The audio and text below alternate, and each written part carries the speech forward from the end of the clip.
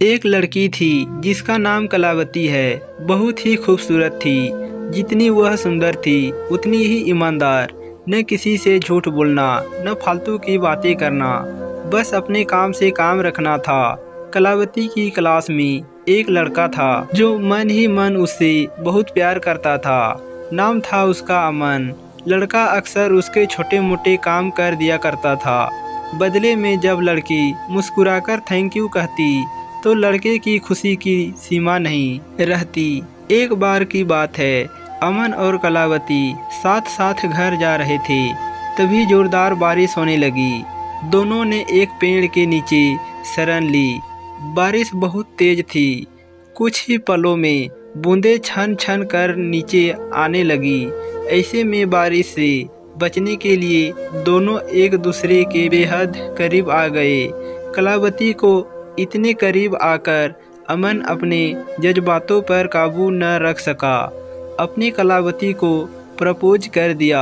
कलावती भी मन ही मन अमन को बेहद पसंद कर रही थी, इसीलिए वह भी राजी हो गई और इस तरह दोनों का प्यार परवान चढ़ने लगा। एक बार की बात है, कलावती उसी पेड़ के नीचे अमन का इंतजार कर रही थी। अमन बहुत देर से आया। उसे देखकर अमन नाराज होती हुई बोली, तुम इतनी देर से क्यों आए? मेरी तो जान ही निकल गई थी। कलावती की बात सुनकर अमन मुस्कुरा दिया। जाने मन, मैं तुमसे दूर कहाँ गया था? मैं तो तुम्हारे दिल में ही रहता हूँ। तुम्हें यकीन ना हो तो अपने दिल से पूछ लो।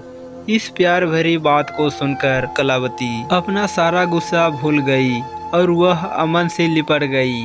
एक दिन दोनों लोग उसी पेड़ के नीचे बैठे बातें कर रहे थे। कलावती पेड़ के सहारे बैठी थी और अमन उसकी गोद में सर रख कर लेटा हुआ था।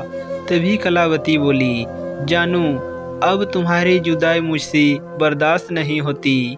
तुम्हारे बिना एक पल भी मुझे 100 साल के बराबर लगता है। तुम मुझसे शादी कर लो, नहीं तो मैं मर जाऊंगी।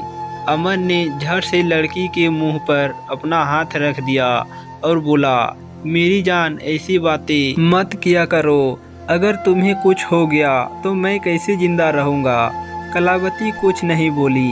वह उम्मीद भरी नज़रों से अमन की ओर देखती रही। अमन ने अपनी बात आगे बढ़ाई, तुम चिंता मत करो जान, मैं जल्दी ही अपने घर वालों से बात करूंगा। धीरे धीरे काफ़ी समय बीत गया। एक दिन की बात है, दोनों लोग उसी पेड़ के नीचे बैठे हुए थे। उस वक्त अमन का चेहरा उतरा हुआ था। कलावती के पूछने पर वह रुआसा होकर बोला, जान, मैंने अपने घर वालों को बहुत समझाया पर वे हमारी शादी के लिए तैयार ही नहीं। उन्होंने मेरी शादी कहीं और तय कर दी है। यह सुनकर कलावती का कलेजा फट पड़ा। उसका मन हुआ कि वह जोर जोर से रोए, लेकिन उसने अपने जज्बात पर काबू पा लिया और बोली, जानू, मैं तुमसे सच्चा प्यार किया है। मैं तुम्हें कभी भुला नहीं सकती। प्लीज़ मुझे माफ़ कर देना। अमन धीरे से बोला, वैसे अगर तुम चाहो तो हम लोग हमेशा अच्छे दोस्त रह सकते हैं। कलावती यह सुनकर जोर जोर से रोने लगी। अमन ने उसे बहुत समझाया पर कलावती चाहकर भी अपने आप को काबू नहीं रख पाई और वह रोते हुए अपने घर को चली गई। देखते ही देखते अमन की शादी का दिन आ गया। उसे यकीन था कि उसकी शादी में कलावती जरूर आएगी, पर ऐसा नहीं हुआ।